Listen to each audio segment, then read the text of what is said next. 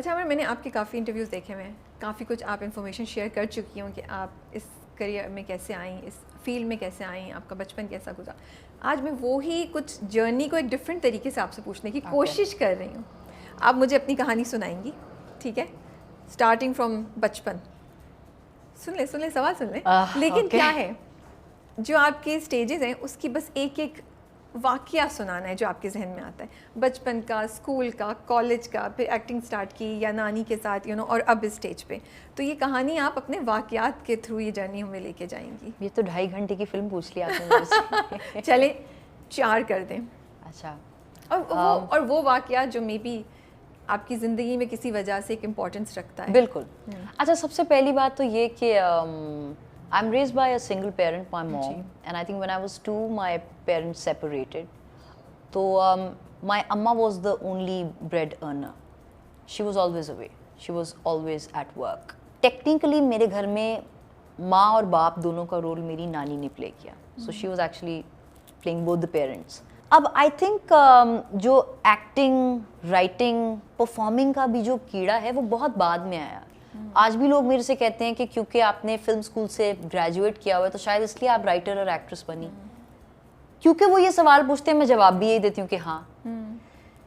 But sometimes there days when आप अपने बिस्तर पे सो के रिकॉल करते हैं अपना पूरा स्निपेट्स में एक जर्नी, मुझे लगता है नहीं, फिल्म स्कूल तो बहुत बाद में आया. जब मैं बड़ी हो गई, जब मैं प्रॉपर अपने कॉलेज से ग्रेजुएट कर चुकी थी और वो सारा, ये बचपन से होता है आपके अंदर. अच्छा. I was a loner kid. मैं इकलौती बच्ची हूँ अपनी मदर की साइड से एटलीस्ट. तो एक ही कमरे में मैं होती थी और मेरे पास बहुत वक्त होता था खुद के साथ स्पेंड करने का. और जब इंसान अकेला होता है तो उसका इमेजिनेटिव सेल भी बहुत तेज चल रहा होता है. वो कहानियाँ भी बहुत बुनता है. वो बहुत सेंसिटिव होता है. उसको कोई हल्की सी सुई भी लग जाए या कोई हल्का सा हार्श एक्सप्रेशन भी मिल जाए तो वो दिल पे ले लेता है. I was that sort of a kid. For the maximum time of my life, till my O levels in fact, I was an anxiety patient. वो वाला anxiety patient के O levels में मेरा 89% पे अगर B आ गया और 1% से अगर A रह गया तो मैं क्या करूँगी, मैं तो फौत हो जाऊँगी, वो वाला. And then I had find my ways to calm myself down. लेकिन ये बताने का मकसद ये है कि वो जो thinker है और वो जो feeler है वो बचपन से वहाँ से आया. I'd seen my mom, उनकी एक extensive struggle देखी. फिर खुद के साथ वक्त बहुत स्पेंड करने को था.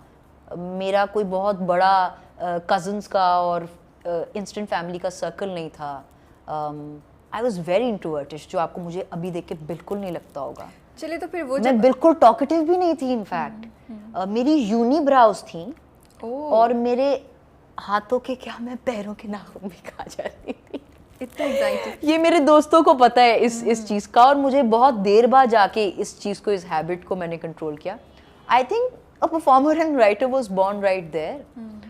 और जब उस ज़माने में जब आप कमरे में अकेली थी, कोई एक वाकया, कोई एक इंसिडेंट याद आता है जहन में अगर अभी सोचें? सबसे पहला तो एक बड़ा साइकोटिक इंसिडेंट ये याद आता है कि मुझे शीशे में खुद को देखना और खुद को देख के, ये नहीं कि खुद की ब्यूटी को एग्जामिन करना, खुद से देख के सिर्फ खुद ही से बातें करना मुझे बहुत अच्छा लगता था. एंड बाय द वे वो अभी तक मैं करती हूँ. My favourite pastime is talking to myself in the mirror. Seriously क्या करती हैं? अभी मैं अगर शीशा दे दूँ तो आप क्या बातें करेंगी? दे दूँ शीशा आपको? मैं बता नहीं सकती.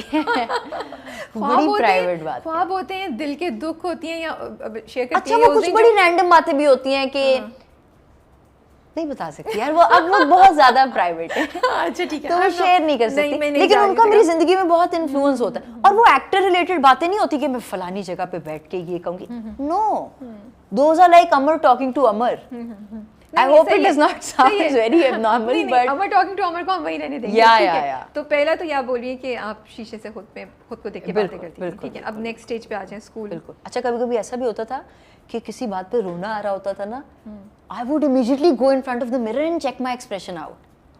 कि रोते वक्त मेरी शक्ल, I think ये शायद initial germs होते हैं कि आपके चेहरे के जाविये क्या हैं, आपका एक्सप्रेशन कितना बिगड़ रहा है, या आप किस तरह. कभी-कभी आपको नहीं पता होता कि मैं अभी भी, when I'm passing a mirror or something and I am talking to somebody और मेरी एकदम ध्यान जाता है तो आई सी माई ओ शिट, ये एक्सप्रेशन मैंने अपना पहले कभी नहीं देखा. So you learn as an actor from these small little nuances and things.